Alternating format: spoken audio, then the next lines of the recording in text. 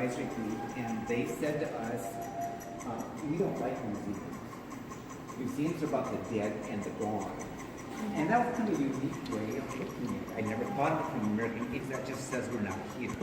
Let's use a lot of our language, and so all the ID labels have the first word is the word in Lakota, Dakota, or Nakota that object is. And so there's language, all different little kiosks that tell us stories. You can listen to them in Lakota or Dakota or Nakota as well as English. So you have that opportunity to talk about language. They also said that what we do still exists, still happens, and so we also had commissioned items. So like we have this historic blanket that would go on a horse. We commissioned a modern horse mask made in a traditional manner with porcupine quills. We have a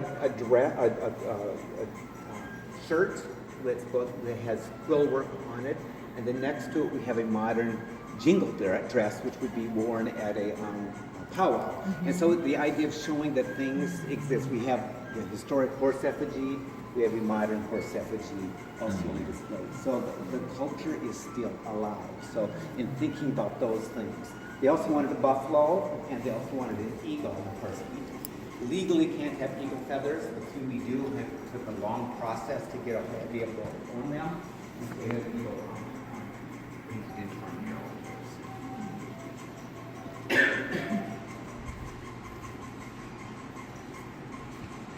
Our museum, our theme is all about interacting with people, interacting with land, and interacting with our environment. And so that all those themes get touched on throughout this exhibit. So when you think about putting your exhibit together, you're trying to think, what theme do we want to have? What overriding? The overall story.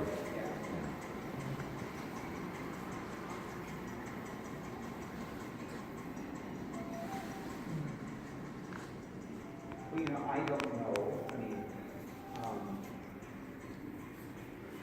when York came through with the Luther Park expedition, he was still an enslaved person. And so you can't say that being here necessarily free, but that may be part of your story. I don't know. York always thought he was going to be liberated at the end, and he wasn't. So that's a key story. This is another piece in our collection. That's a good point about York. This was placed by the Beringy brothers in 1743 to claim the region for France, which starts the whole Louisiana Purchase aspect of it. And this is the oldest artifact that's European based. This is our first evidence of non-Indians being in South Dakota. We believe non-Indians were here before that, but we know this in 1743 with the non-Indians were in the state. Was it fur trappers?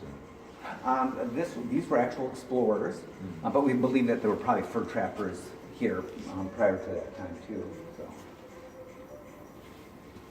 But it wasn't found until 1913 by some school kids on the hillside over in Fort Pierce. So.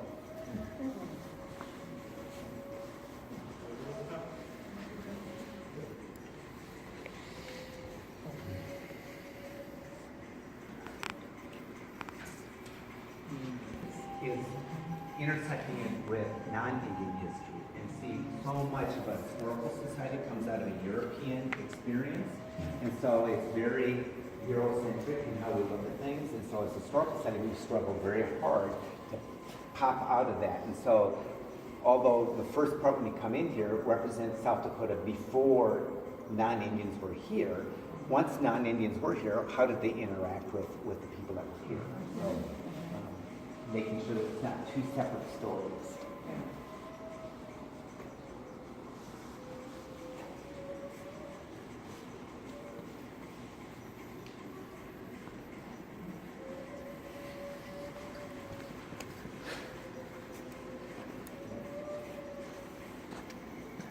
So they did it to them too. Yeah. Everybody, anybody, everybody. Like even the Aborigines in Australia. They killed all the Tasmanians. There's no more Tasmanians. There might be other things that you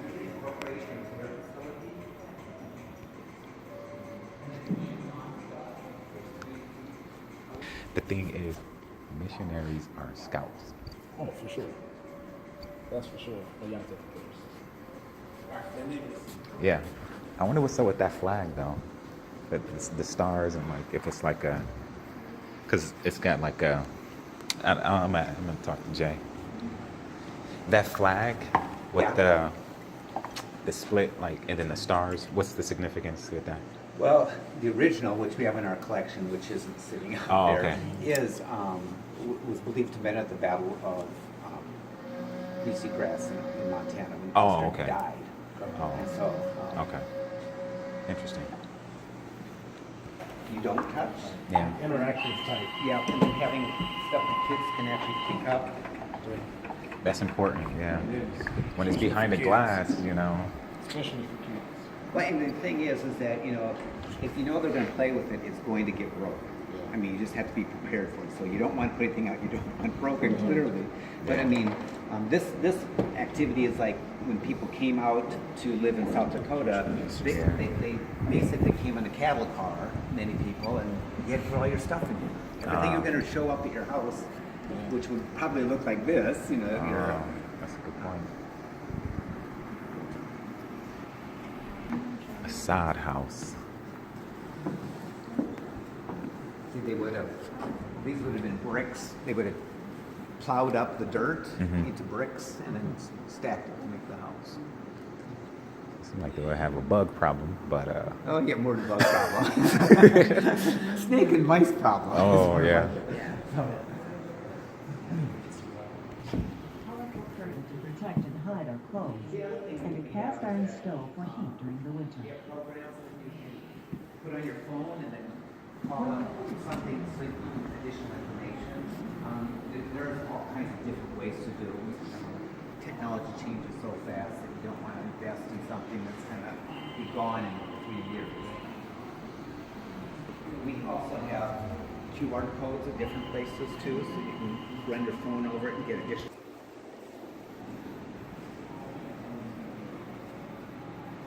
Now, one of our changing exhibit areas is the observation gallery, which is the only second floor public area here in the building. And because of all the light, we don't have other things. They're all just ruined eventually. And the worst thing you're going to find is light. So keep it as, you know, you keep everything as dark as possible. Control, I mean, the environment in this building is completely controlled. The temperature is 68 to 72 degrees. We're in the 68 part of the building because this is where artifacts are located. Where human beings typically are, work areas at 72, storage area 68 degrees. The humidity is a constant 45%. None of you wear glasses, but us replicas or pictures of stuff from the archives to, you know, tell that story.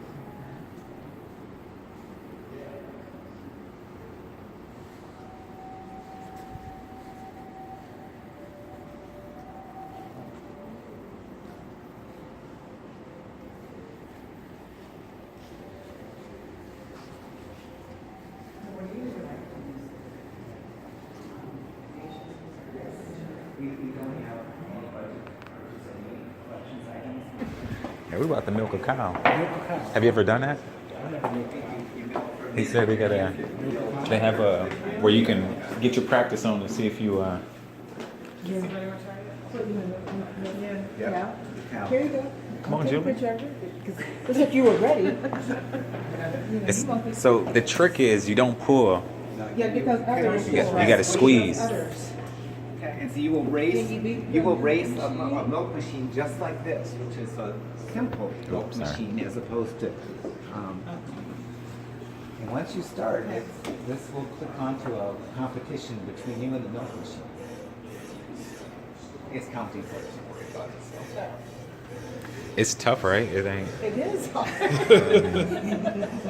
Like I had a dream that I milked a cow when I was a kid, but Well, then you should really have the experience right now. nah. I mean, maybe I did it in real life because my I was churning butter. granddad, he had down in Mississippi. He had some Anything?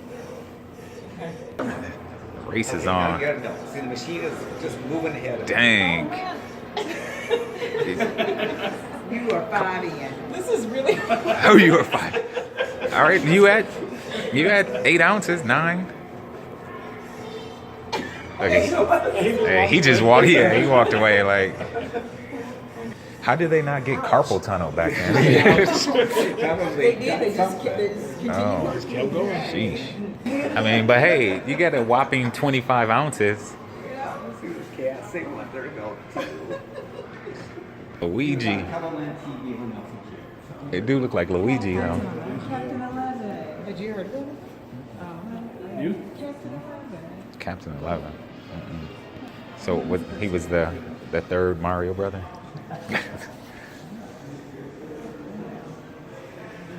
See, the one thing we did, one that caused us a lot of controversy, we opened this gallery, was the KKK rope here. Yeah. And the KKK, when it was in South Dakota, was not about against African Americans. It was anti-Catholic and anti-American Indian.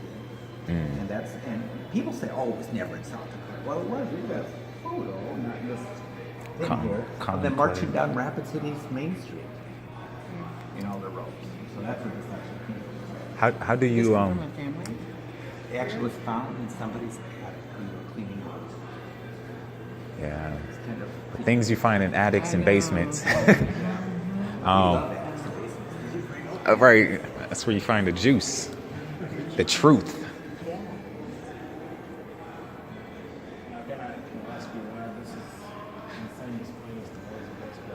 Right, you know, and then because it just shows the different kinds of activities that took place in the state. I mean, right next to her, it's the prostitute outfit, you know. So, yeah. and we have Future Farmers of America. Yeah. Hello. Sturgis, Rapid City. There was probably all over the state, but that was where they were the strongest. I mean, they're still out there. Yeah, they're currently in Sioux Falls. Well, if like on the But see, that could be, part of the whole post.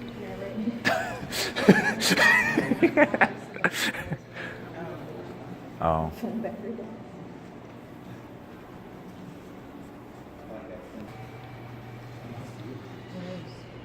The trouble is, it's silver, and the thing is, you want to clean it because you want it to look pretty. What you really do is you're removing a little layer of silver every time you silver polish anything. So, yeah.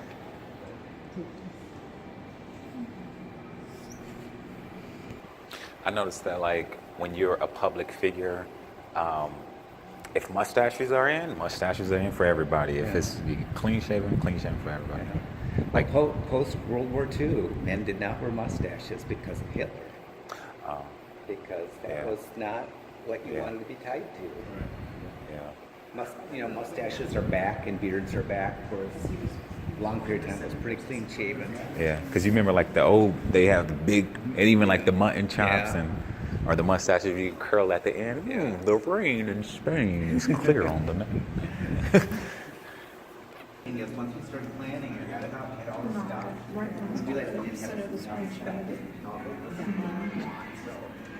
all the clothing over here is all borrowed from people, This was a groovy time. Like the basement room over here was just like the Look at this pad. Pad. Yeah. Come check out my pad. Yeah. Oh yeah, this is So did you choose this theme because you had a lot of 70s stuff? Well, keep on trucking. Is young enough to think the 70s is a long time ago. Light bright. And then there's The Atari. Oh. working one actually. We had the kids come in here and sit and play. And then we got the old I bet they have no clue what this is. Is that an 8-track? gay track. What game is this? What is that? Did you say what is that? I know what it is. I'm just saying, like. Oh, the kids rotary, like, the what rotary, game is this? rotary phone. Hey, look at the antenna. Dang. Well, the funny thing is when You got to bang on the they TV. give you money and they're taking through and showing stuff off. And they go, well, what's that doing in a museum? I remember that as a kid. Atari. Dang. That's interesting. Yeah.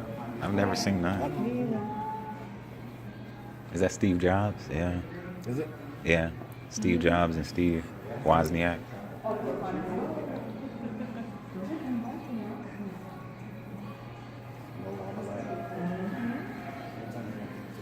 Fondue. Rotary phone. I love these shoes. Aren't these the greatest shoes? Would you wear them today? No, I wouldn't. Oh yeah, yeah. Right there. It's coming back out. Right Yeah. now, those boots. That's what is houndstooth. Oh, houndstooth. Foxy Boogie. Yeah.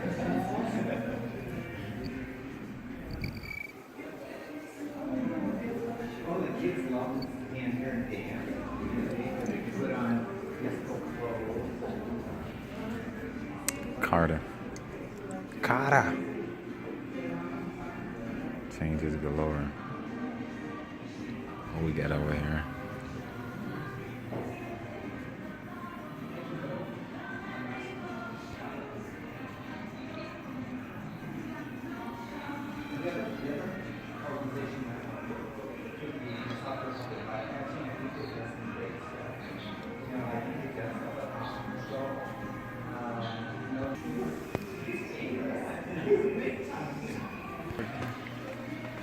What you talking about, Willis?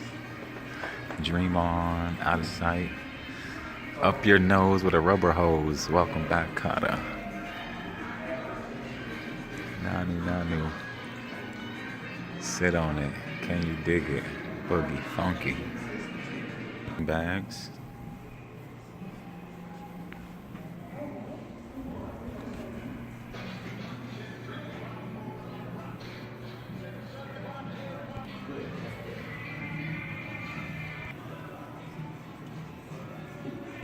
What do you call it again? Well, it's a great Sioux horse effigy. This is a Effigy. collage Effigy. that was done by Arthur Amiot, American Indian artist, and he just loves the horse, and he did this and Yeah. donated it to the state, and he put us this permanent loan here. Mm. You know, those, I mean, you might not have that responsibility. It's like, I have certain responsibilities, and then there's some things that I don't. I call somebody else up to fix that problem. But, you know, that's all, those are, I don't know if you have an agreement with the Washington Pavilion and all that stuff. Those are important things, you know. I'm sure they have a gift shop that. Whenever that happens. Yeah, I mean, like, that could be something too. At some point, if we get big enough, we can have a gift shop. People take with them conversation pieces. That's it. We, all our gift shop, we have volunteers who do sit at our front desk and run our gift shop, work in our gift shop. Okay. People, yeah. I really need somebody to do that, to organize all that. Yeah, we might have to. So do you guys want to go back and see the collections area, or do you need to get on the road? I don't want to keep you if you need to get going, so. Sure, we can go take a look. Okay, Yeah, great. peek. State Archives. We call this the staff corridor. We're just basically go. Up to the front of the building, you saw that bank of windows. Yeah. This is the last room with windows in it. Most people in this building have an office without a window or workspace without a window. So we have this as our staff lounge so that people can go at some time during the day to see what's going on outside. Many times they go in there and go, oh my God, Yeah. it's still 2 feet. South Dakota. Get a position like yours. Did you have to go to like librarian sciences in grad school, or? But you know, I am lucky. I didn't ever go to grad school. I was lucky to draw and how I was able to get here. I came to here to work in politics, Oh, okay. and for 8 years I did. And after 8 years, I realized that wasn't what I needed and wanted to do. Yeah. And I was able to get a job with the Historical Society, working for the director, and Awesome. working my way up there. That's cool. And to feel this the cooler part of the building. Yeah, yeah. Because the building's divided into zones, and we're in the exterior zone of the building, so. I used to have to come to this side to put out alarms all the time. Oh, really? And people late at night drunk trying to get into the museum. Oh, it's the, oops, sorry.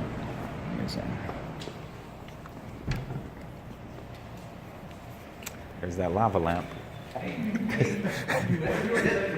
We're just going to quickly look at collections and then they need to Curator. This is Jay Smith. He is the museum director. Oh, okay. And I've already given your name. Pleasure. Zach, nice to meet Pleasure. you, Zach. And what's your name? Katie? Zach, nice to meet you. I don't know what he's told you so far. It's not good stuff about you. So. Well, that's all right. Really admire what you're doing, and if there is anything that we can do to be of assistance to you through this process.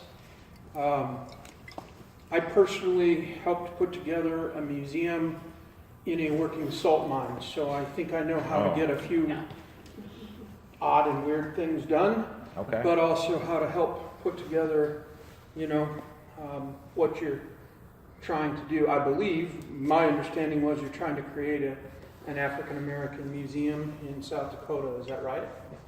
Well, we're here to help, and I've got some business cards that I'll get for you so stop in this office before you leave.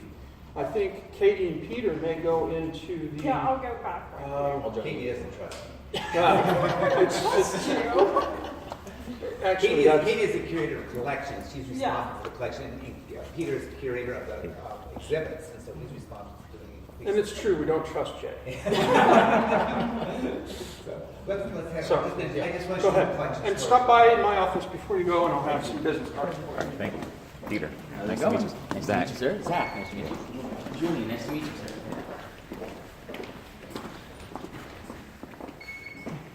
Thank you. Thank you. Wow. Thank you so much. This is pretty good, ideal collection storage. I mean, good shelving, good cases. It's just not big enough anymore. So, and that makes and a lot of it depends on the stuff you're collecting, how big it is. You know, we have all our vehicles that we have are on exhibit because we don't have any place to store it. So in the selection of getting a vehicle, it's a deliberate decision to get it. These cases were built specifically for our facility here. These first three are all little stuff, pretty much our political collection, buttons, ribbons, that kind of thing.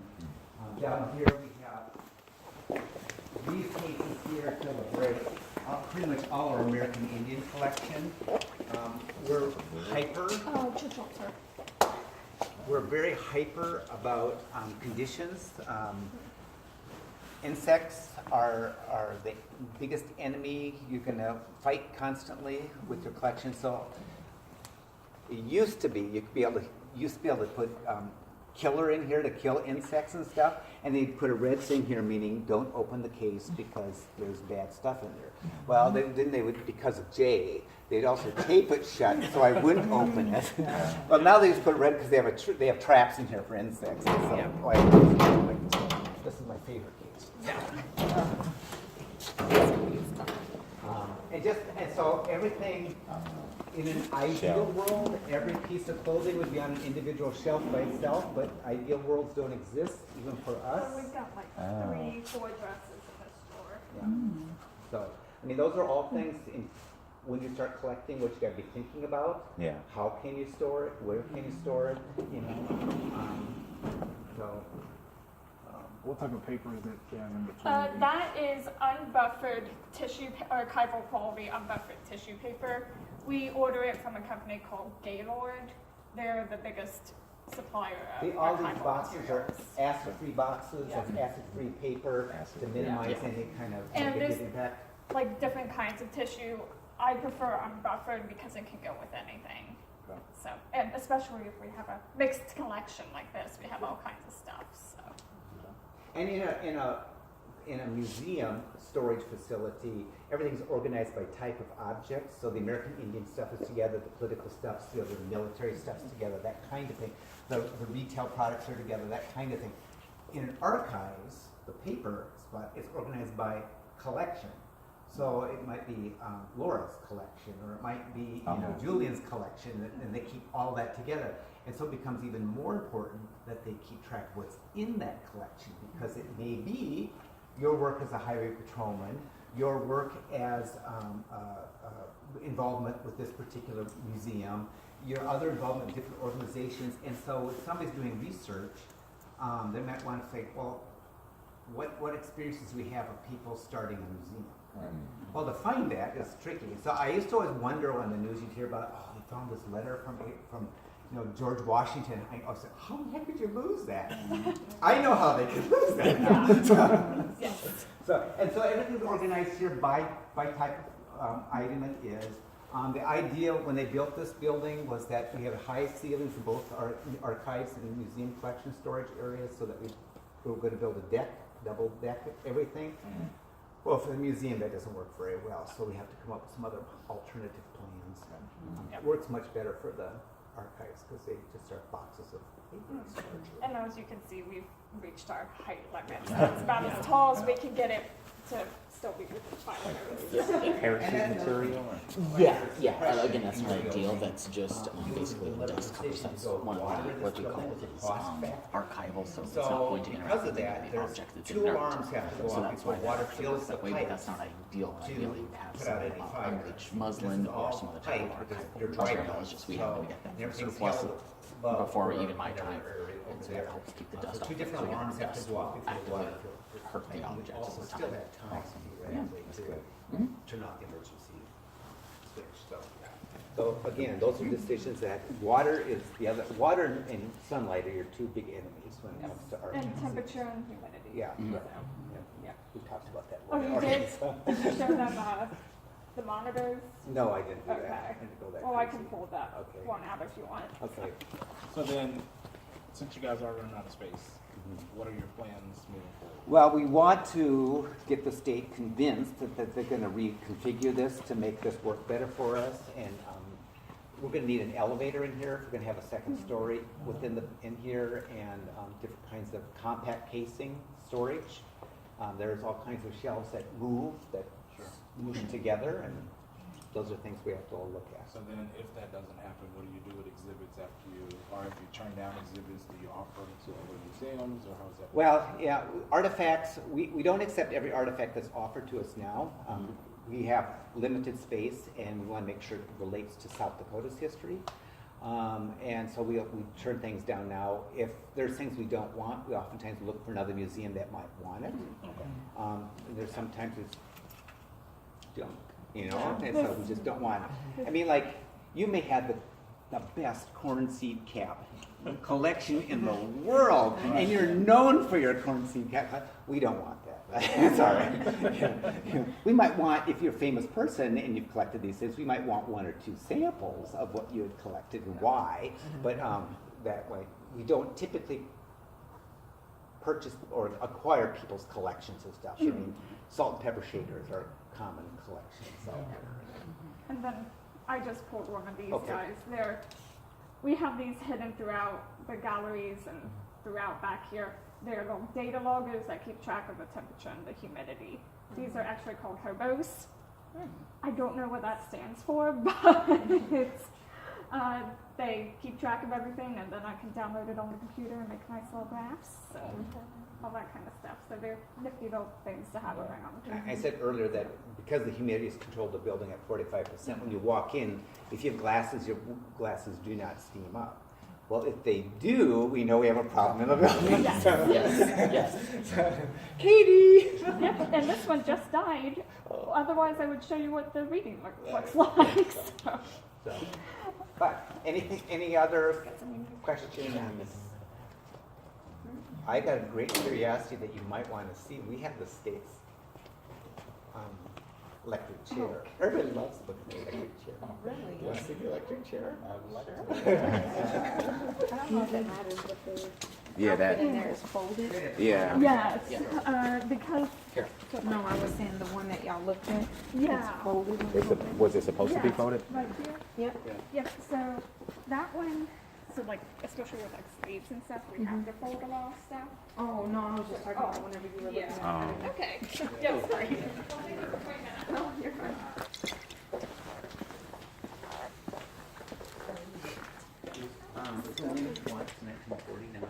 Have a photo or no? Now, Can I take a photo? sure. Lethal injection is the way they use capital injection. So was this actually out on display at some point in Yeah, time? it was. It's been on display. So, and it was like people could touch it and Well, you know, when I know, like I will never see this. But we Turn around. we did an example. One person was executed using in 1949. I got you right here. so there's no ghost in the museum. Do you know who that person was? George Spitz. Yes. He was Yes, committed for photography because he to actually killed enlarge. It's an enlarger for. federal highway patrol and another federal. Educated on the believe me. So museum studies is Yes. like if you want, because my wife is in grad school for Okay. librarian science, but MLIS. but she would like to do museum curation, Okay, things like that, okay. archives. Yeah. Within MLIS, you could easily get into archives. Okay. Very Yeah. That's very common. Yeah. So that's she's common. on the right path. Museums, libraries are kind of cousins. Yeah, we're cousins. Like, I deal more with like three-dimensional stuff. Archives, pretty much just paper. Yes. So you went to school in Washington. Yes, Are you yeah. from out that way? I'm sorry, say? Were you from out that way? Are you from Washington? Not originally. I'm originally from Southern California, and then I did my grad work in Washington and Seattle. Yep. So, And I'm originally from Ohio, so. From Ohio. What part of Ohio? we're all Southern Ohio, Chillicothe area. Oh, okay. I'm from Michigan, but I lived in Ohio. Okay. Sandusky. Yeah. Sandusky. Oh, yeah. I was there for 4 years. So you're more by like Cincinnati, kind of? Was it South? Columbus and Cincinnati. Oh, okay. An architect make a statement without making sure that your museum functions are taken care of. And the second thing is, I've never seen a new museum that built enough storage space. That's fine. So keep those two things in mind and do what you're going to do, and give us a holler if you need to, Thank you. and we're happy to help where we can. Do you have any questions for me? Okay. This is awesome. And we still trust Jay to an extent. But, you know, we also have a moratorium on state hires of people named Jay. Yeah. So, you know, it's just one of those things. I hope to spend more time with you in the future, so. Thank you. Thank you. Good luck to you all. Thanks, Jay. Let us know how it's going. All right. Thank you guys. Nice meeting you. Katie.